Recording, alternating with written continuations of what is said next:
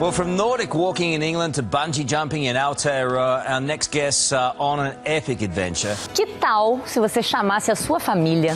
50 viikon aikana 50. Since October, health and fitness personalities Paul and Jackie Brown, along with their 9-year-old son Ben, have been traveling around the world promoting sports and healthy lifestyles. Well, first of all, what is behind this whole challenge? What are you doing it for? Well, Carl, it's pretty simple. Jackie and I have been in the health club industry all of our lives. You know, we love fitness, we love exercise, and we love sports. And over the last 30 or so years, we've seen a massive decline in activity levels in our kids. You've only got to look around and see how much time they spend playing on their computer screens, watching videos and the like.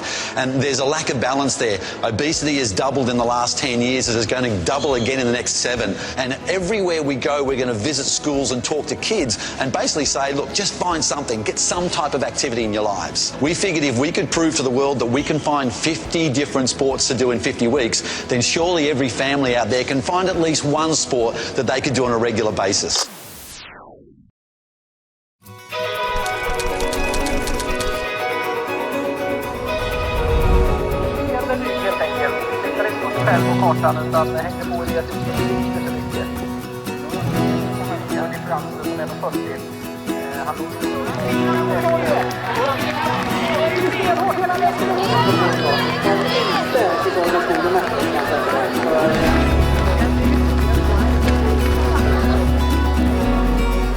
"50 sports in 50 weeks" brings us to Turner in Sweden for the Tiamila, because this is Orienteering Week.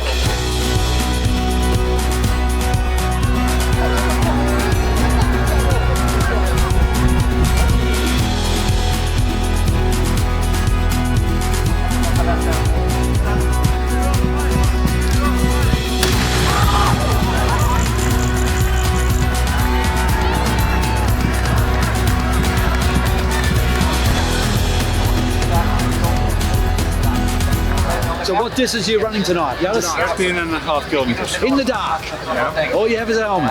Yeah. We wish you luck.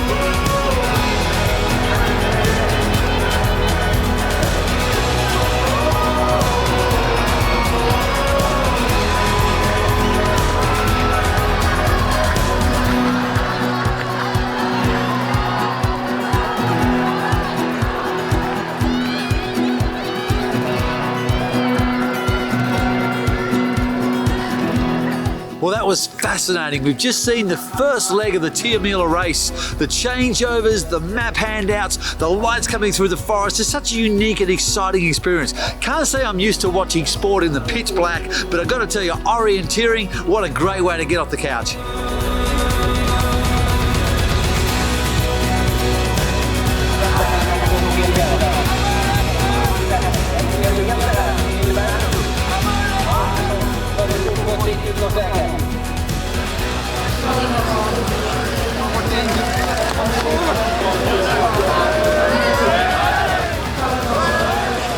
Antti Parjane, Esa Huttonen, Erik Thorsson, Martin Sirmais, Edgars Bertuks, Yannick Michels.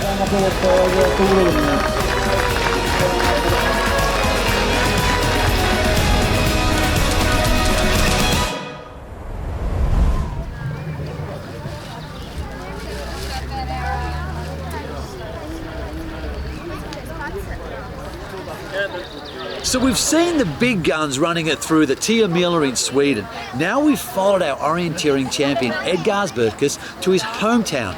This is Riga in Latvia. And on a Tuesday afternoon after work, the locals have come out to have their orienteering run through the inner city forests. They come to this tent that's set up 3 nights a week. They register, collect their maps, take out their control cards, and off they go into the forest. This is a regular activity for them. It's just as normal and just as natural as it would be for me to take my boy down the local park for football trainings. What a great lifestyle. They're outdoors and they're off the couch.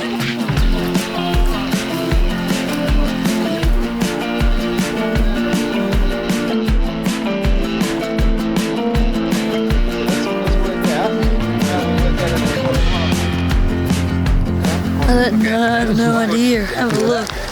So what's actually going on here? We're running through the forest with a map and a compass, trying to figure out where we are and where we're supposed to go. That's orienteering. On the map, you see little circles. That's where the checkpoints are. Each checkpoint is a real spot out in the forest marked with a flag. When you find one, you take your chip and stick it into the machine at the checkpoint. That sound means, yes, you found it. It also proves you were really there. At the start, it was chaos. We got lost. I struggled with the compass. Everything looked the same, and I kept thinking, this should be right. But it wasn't, and that's totally normal.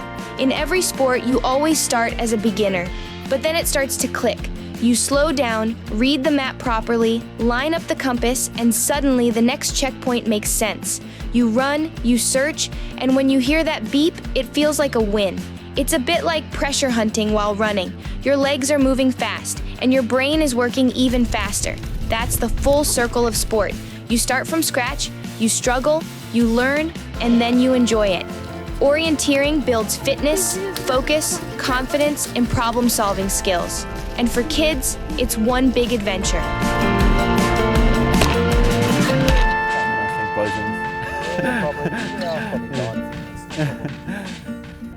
Well, orienteering is interesting and very contagious, in my opinion, because all it gets is to try it first time. Friends of mine that always said that, okay, it's not for me, I don't want to have anything to do with the forest, but once they go there, they get hooked, and then there is no way back. Like you see the people around here, the whole family is coming and running and watching the races, because you don't need much to start, just some basic trail shoes, some clothes that are suitable for forest, and off you go. To describe orienteering, as the way I see it, it's like